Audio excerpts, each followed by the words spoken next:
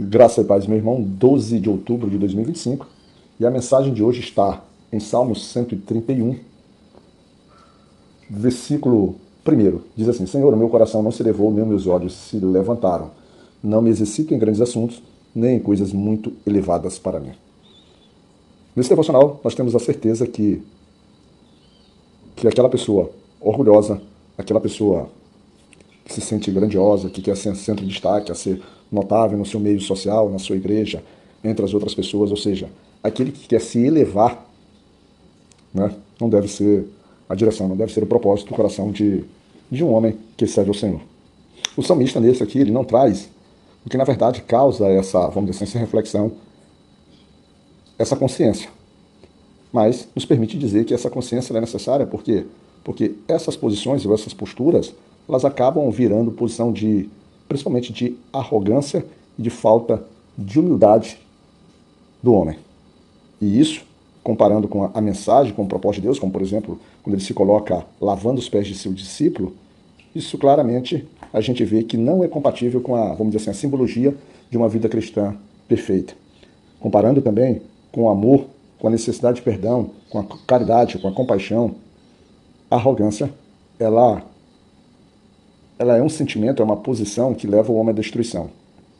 Nós temos, por exemplo, no livro de Provérbios, ou nos livros que tratam sobre sabedoria, claramente sinais que o homem soberbo terá uma queda bastante expressiva.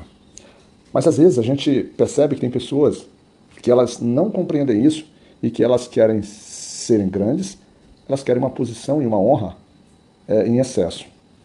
É bem verdade também que quando você está em posição, principalmente de autoridade, em cargos, ou vamos dizer assim, está posicionado, né, exercendo uma função de autoridade, aqueles que te rodeiam, aqueles que estão fazendo parte do ciclo sobre a tua área e âmbito de atuação, elas devem observar a tua posição. Diria eu, como servo do Senhor, não observar que o Senhor está acima de mim, que a vontade dele é maior do que a minha vontade? Seria eu um bom servo, por exemplo?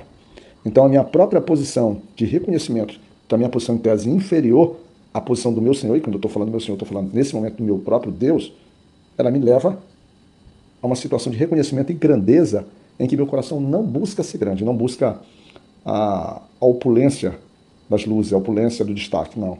Na verdade, o que o meu coração busca, e que o coração cristão deve buscar, é a simplicidade e a humildade, em ter o prazer de saber, de reconhecer e de honrar aquele que tem uma posição superior a mim, mas que essa própria pessoa não se faz maior do que eu. Quando nós vemos isso e comparando ou buscando algumas reflexões sobre isso, nos Salmos, nos livros de Salmos, nós temos que Deus está entronizado nos céus, lá no seu trono, mas que ele se curva para observar o que os homens, pequenos homens, insignificantes homens que somos nós, fazemos, mostrando para nós que a grandeza de Deus, apesar de ser infinita, ele é grande porque ele é simples, porque ele é humilde. Ele tem poder. Indiferentemente do conceito que eu dei a ele, ele tem poder. Ele é o próprio Deus. Mas observe, alguém que é maior do que tudo que pensamos, ou almejamos, ou imaginemos, se faz pequeno, porque ele busca se relacionar com pessoas como nós, que não temos efetivamente nada, simplesmente nada para oferecer ao Senhor, que ele próprio já não tenha. O salmista aqui, nesse Salmos 131, ele nos convida lá no versículo 2 assim: de certo fiz calar e sossegar a minha alma. Qual criança desmamada para com a sua mãe, tal é a minha alma para comigo. Em vez de buscar grandeza, em vez de buscar opulência, o salmista quer sossego, quer paz.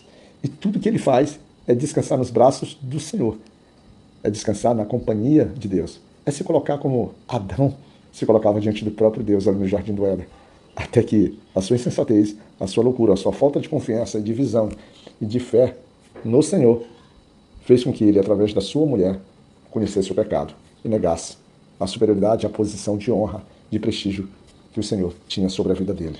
E ele se fez, na busca da sua honra, na busca da sua soberba, se fez pequeno, condenando toda uma humanidade. Ainda bem que o Senhor é misericordioso, porque lá no versículo 3, o salmista relembra: espere Israel no Senhor, desde agora e para sempre. A humanidade foi perdida. A soberba de Adão na soberba, pela sua insensatez, pelo seu ouvido inclinado a ouvir o que não deveria, já pelo seu coração motivado por sentimentos, pensamentos ou desejos que ele ainda não externava, mas que se tornaram realizáveis, fez com que a sua humildade se perdesse. E o salmista, então, nesses salmos, ele traz aqui que essa misericórdia do Senhor, que é o nosso, que é o esperado do povo de Israel, ou seja, nós pecadores esperarmos em Deus esse perdão, esperarmos esse abraço de acolhimento, para que a gente possa chorar nos braços do Senhor, aí as nossas lágrimas cessarem e o nosso coração ficar completamente em paz. É isso que o salmista traz para a gente. Principalmente, sejamos humildes. Deixemos a nossa arrogância, a nossa vaidade de lado. O único grande, conforme a canção tem, grande é o Senhor, que muito digno de louvor, na cidade do seu Deus, seu santo monte, a alegria de toda a terra. É isso, que a gente possa, então, viver essa alegria de toda a terra, através da nossa humildade, da nossa submissão, do nosso reconhecimento que o nosso irmão de caminhada é maior do que a gente. Porque se nós olharmos para ele dessa forma, da mesma forma, ele também está olhando que você, ou que eu, sou maior do que ele. E com isso, a gente vai ter uma caminhada de equilíbrio. Eu cuidando dele, ele cuidando de mim.